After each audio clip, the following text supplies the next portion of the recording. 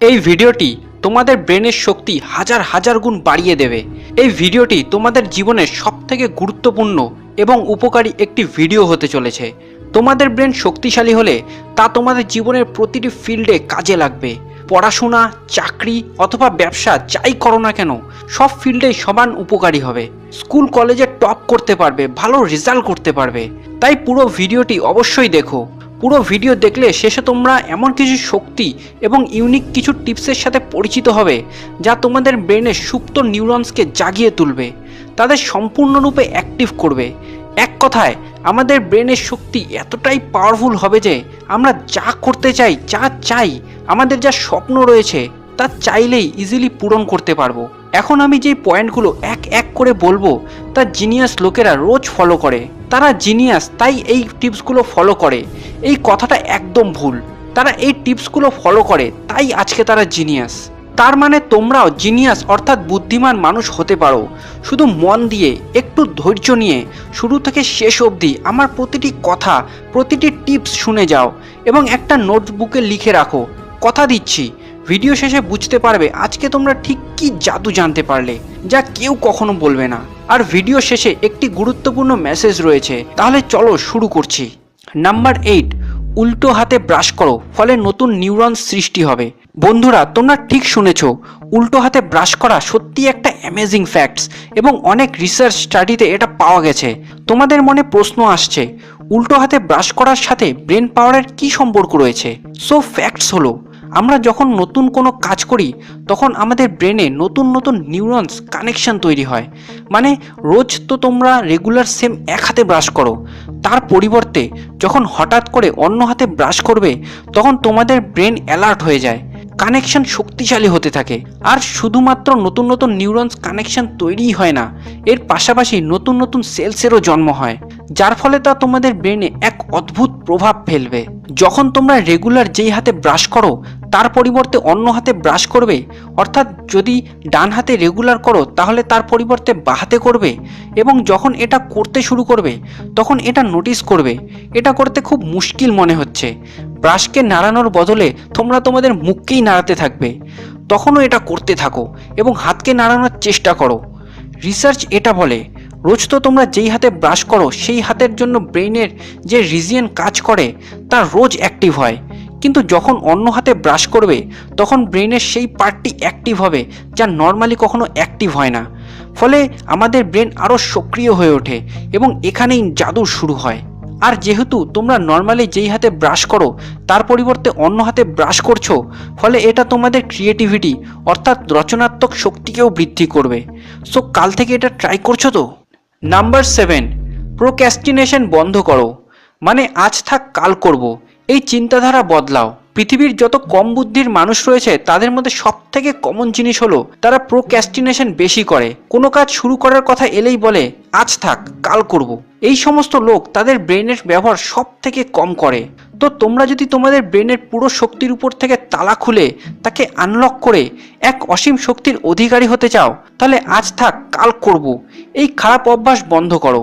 এখন প্রশ্ন, বলতে ইজি মনে হলেও করাটা কঠিন এটাই ভাবছো, তাই তো? কিন্তু বন্ধুরা, চিন্তা নেই, এর সহজ পদ্ধতি রয়েছে যা তোমাদের এই অভ্যাস দূর করে দেবে। কোনো কাজকে আজ থাক কাল করব বলার কারণ হলো সেই কাজকে তোমরা অনেক বড় করে দেখো, অর্থাৎ অনেক খাটতে হবে, অনেক কিছু করতে হবে, তাই ইচ্ছে করে না।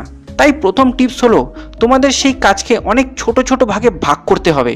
যেমন যদি ধরি স্ক্রিনের এই দাগটি একটা কাজ, তাহলে আমাদের এটাকে ছোট ছোট 4-5টা ভাগে ভাগ করে নিতে হবে এবং সেই প্রথম একটি ভাগে ফোকাস করো। পুরো কাজের বদলে কাজ ভাগ করে করলে তা অনেক ইজি হয়ে যায়, তাই তখন আমাদের ব্রেনের কাছে এই কাজ অনেক সহজ মনে হবে।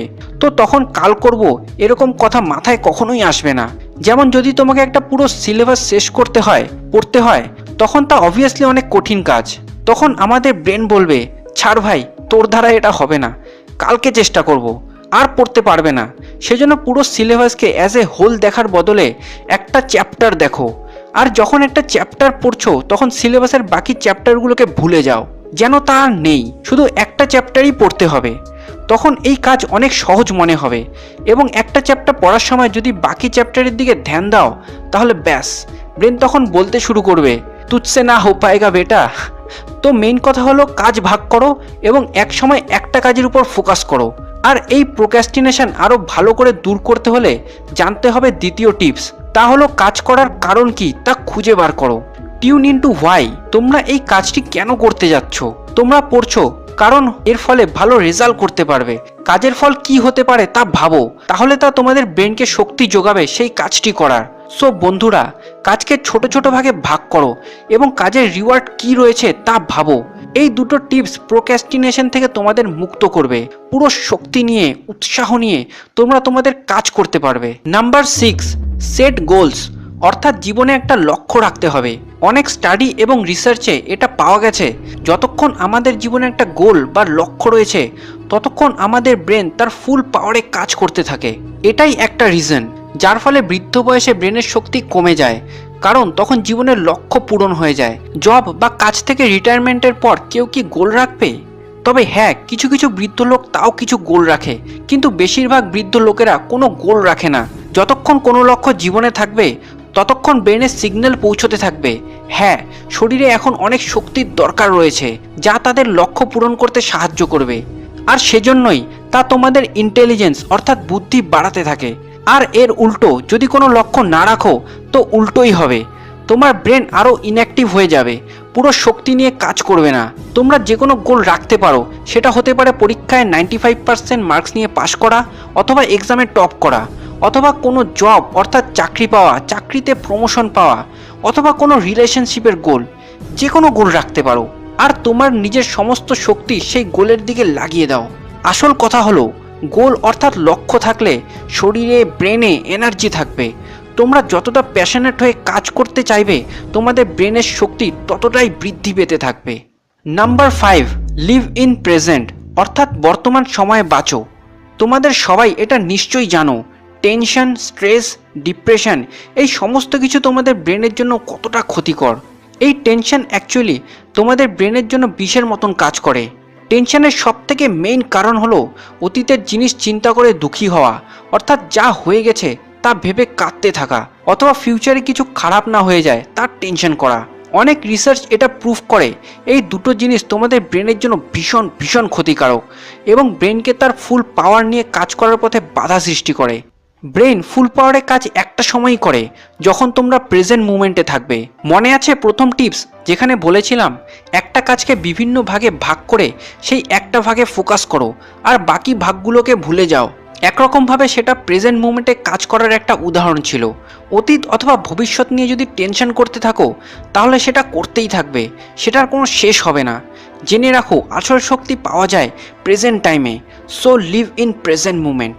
নাম্বার 4, পাওয়ার ন্যাপস, অর্থাৎ কাজের মাঝে মাঝে অল্প ঘুমিয়ে নাও। যদি তোমরা সারাদিনে হাতে 15 থেকে 20 মিনিটও সময় পাও তাহলে তখন চোখ বন্ধ করে ছোট একটা ঘুম দাও। এটাকে পাওয়ার ন্যাপ বলে। আর ব্রেন পাওয়ার বৃদ্ধি করার এটা সব থেকে বেস্ট উপায়। দুপুরে অথবা যখন প্রচুর কাজ, স্টাডির পর শরীর ক্লান্ত হয়ে যায় তখন 15-20 মিনিটের এই পাওয়ার ন্যাপ নাও। ঘুম হলে ভালো, না হলেও ক্ষতি নেই। শরীরকে রিল্যাক্স ফিল করাও, এক জায়গায় শুয়ে অথবা বসে থেকে রিল্যাক্স করো। এটার পেছনের ফ্যাক্টস হলো আমাদের ব্রেনের অকেশনালি রেস্টের দরকার হয়, যা রাতের ঘুমের থেকে পুরো পাওয়া যায় না। সেজন্য ব্রেনের যত সায়েন্টিস্ট রয়েছেন তারা দিনের বেলায় ছোট একটা ন্যাপের উপদেশ দেন, যাতে ক্লান্ত ব্রেন অল্প সময়ের জন্য কমপ্লিট রেস্ট পায়, যাতে সে আবার আগের মতো পুরো পাওয়ার এবং এফিসিয়েন্সি নিয়ে কাজ করতে পারে। ব্রেনের সমস্ত নিউরনস যাদের মধ্যেকার কানেকশন ধীরে ধীরে ভেঙে যায় তা আবার এই সময় ধীরে ধীরে জুড়তে থাকে, রিচার্জ হয়ে পুরো দমে কাজ করার শক্তি পায়। তাই দুপুরের power nap must. Number 3, deep breathing exercise, অর্থাৎ গভীর শ্বাসের ব্যায়াম। এটা আমাদের জন্য খুব গুরুত্বপূর্ণ। অক্সিজেন আমাদের ব্রেনের জন্য কতটা প্রয়োজনীয় তা তোমাদের হয়তো ধারণা নেই। অনেককেই বলতে শোনা যায় তারা সবসময় একটা প্রেশার ফিল করে, তারা কিছুই ক্লিয়ার ফিল করে না, ফ্যাটিগ মনে হয় ব্রেনে যেন ট্রাফিক জ্যাম হয়ে আছে। এটার 1 নম্বর কারণ হলো অক্সিজেনের অভাব এবং তার কম সঞ্চালন। ওজনের হিসাবে আমাদের ব্রেন আমাদের শরীরের শুধু 2%, কিন্তু আমাদের ব্রেন পুরো শরীরের অক্সিজেনের 20% ব্যবহার করে। অর্থাৎ এমন বলা যায় অক্সিজেন হলো আমাদের ব্রেনের পেট্রোল। তাই ডিপ ব্রিদিং তোমাদের জন্য খুব প্রয়োজনীয় এবং উপকারী। ঘুম থেকে ওঠার পর 2-3 মিনিট মেডিটেশনের পোজে বসে শ্বাস নেওয়া, এর ফলে আমাদের ব্রেনে নর্মালের তুলনায় অনেক বেশি অক্সিজেন পৌঁছবে। আর শুধুমাত্র 2-3 মিনিটের এই ডিপ ব্রিদিং এক্সারসাইজ করেই এর প্রভাব তোমাদের শরীরে দিনভর থাকবে, ফলে পড়াশোনায় মন বসবে। যদি জব করো তাহলে ঠিকমতো কাজ করতে পারবে আর টায়ার্ডনেস আসবে না, কারণ সকাল সকাল তোমরা অক্সিজেন দিয়ে তোমাদের ব্রেনকে, শরীরকে স্টিমুলেট করে ফেলেছো। তাই সকালে উঠে ডিপ ব্রিদিং এক্সারসাইজ অবশ্যই করো। শুধু মেডিটেশন পোজে বসে ধীরে ধীরে বড় বড় শ্বাস নাও এবং ধীরে ধীরে ছাড়ো। নাম্বার 2, স্বপ্নকে রিভিউ করার চেষ্টা করো। এটা শোনার পর মনে প্রশ্ন আসবে, স্বপ্নকে মনে করে কি হবে? এটা মনে করার কারণ হলো তোমাদের ব্রেন সারাদিন বিজি থাকে বিভিন্ন কাজে। তোমরা পড়াশোনা করো অথবা বিজনেস, জব, যা খুশি। কিন্তু আসল কথা হলো, যতটা অ্যাক্টিভ তোমাদের ব্রেন দিনের বেলায় থাকে, যতটা কোলাহল দিনের বেলায় ব্রেনের ভিতরে হয়, প্রায় ততটাই কোলাহল রাতে যখন ঘুমাও তখনও হয়। অর্থাৎ কোলাহল একটু কম হয় কিন্তু প্রায় ততটাই হয়। আর এটা আসলে আমাদের অনেক কাজের। তবে এটা আসলে কি? যখন তোমরা ঘুমাও তখন তোমাদের সাবকনশাস মাইন্ড ভিতরে ভিতরে কাজ করতে থাকে, আমাদের বিভিন্ন প্রবলেমের সলিউশন খুঁজতে থাকে।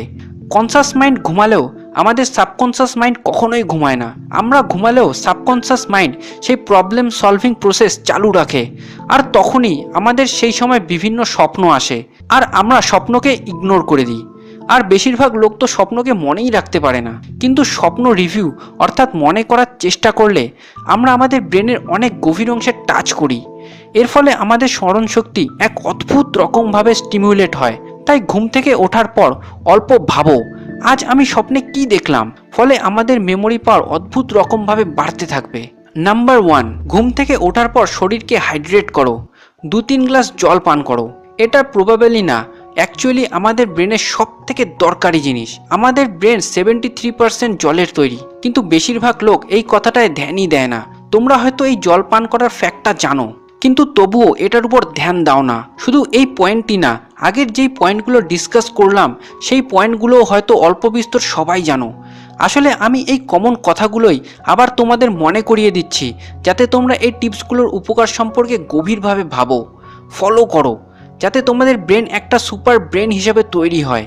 বন্ধুরা, এই 8টি টিপস যা আমি আজকে ডিসকাস করলাম তা তোমাদের ব্রেনের শক্তি বৃদ্ধি করতে, ব্রেনকে আরও শার্প, গতিশীল করতে সাহায্য করবে, ব্রেনের মেমোরি পাওয়ার আরও বৃদ্ধি করবে। তোমাদের যদি এই ভিডিওটি ভালো লেগে থাকে এবং ব্রেন পাওয়ারের উপর আরও পার্টস দেখতে চাও, তাহলে ভিডিওটি ফ্রেন্ডসদের সবার সাথে প্রচুর শেয়ার করো। লাইক ও কমেন্ট করে জানাও তোমাদের কেমন লাগলো। আর আমি কিছুদিন আগে এই চ্যানেলে আমার প্রথম শর্ট ফিল্ম রিলিজ করেছি, খুব ইন্সপায়ারিং এবং বার্নিং একটি টপিকে। সবার কাছে রিকোয়েস্ট রইল শর্ট ফিল্মটি দেখার। প্লিজ দেখো, অনেক দিনের পরিশ্রম এবং চেষ্টার ফল হলো এই শর্ট ফিল্ম। লিংক ডেসক্রিপশন এবং পিন কমেন্টে পেয়ে যাবে। তো আজকের জন্য ব্যাস এতটুকুই। যাওয়ার আগে বলবো, চ্যানেলটিকে সাবস্ক্রাইব করে বেল আইকনে ক্লিক করো পরবর্তী ভিডিওর নোটিফিকেশন পেতে। সবাই ভালো থেকো আর সকলকে ভালো রেখো। Love you all.